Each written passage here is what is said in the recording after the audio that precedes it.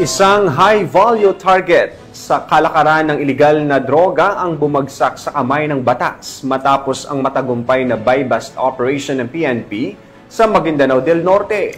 Sa operasyon, nasabat mula sa sospek ang tinatayang mahigit kalahating milyong pisong halaga ng hinihinalang shabu, isang tagumpay sa pinaigting na kampanya ng pamahalaan laban sa ilegal na droga.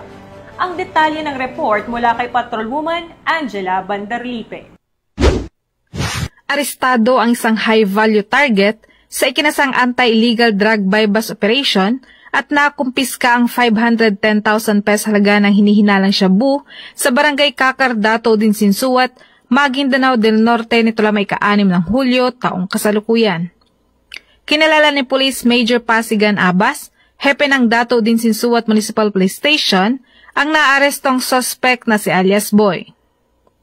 Naging matagumpay ang ikinasang operasyon ng operatiba ng Dato Udin Sinsuat Municipal Police Station katuwang ang 1st Provincial Mobile Force Company Philippine Army, Philippine Marines at pamahalang lokal nang nasabing lungsod at nakumpiska mula kay alias Boy ang 2 heat-sealed transparent plastic sachet na hinihinalang shabu na may bigat na 75 gramo at tinatayang nagkakahalagang 510,000 pesos at buy-bust money na ginamit sa transaksyon.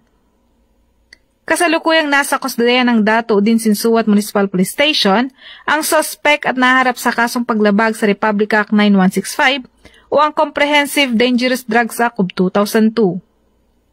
Ang pagkakaaresto sa suspect ay patunay ng mas pinaigting ng kampanya ng Philippine National Police laban sa illegal na droga alinsunod sa direktiba ni Police General Torre III na palakasin ang operasyon kontra droga at tiyaking mapanagot ang mga nasa likod na iligal na gawain.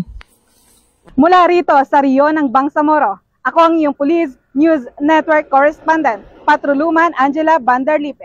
Alagad ng batas, tagataguyod ng balitang pulis.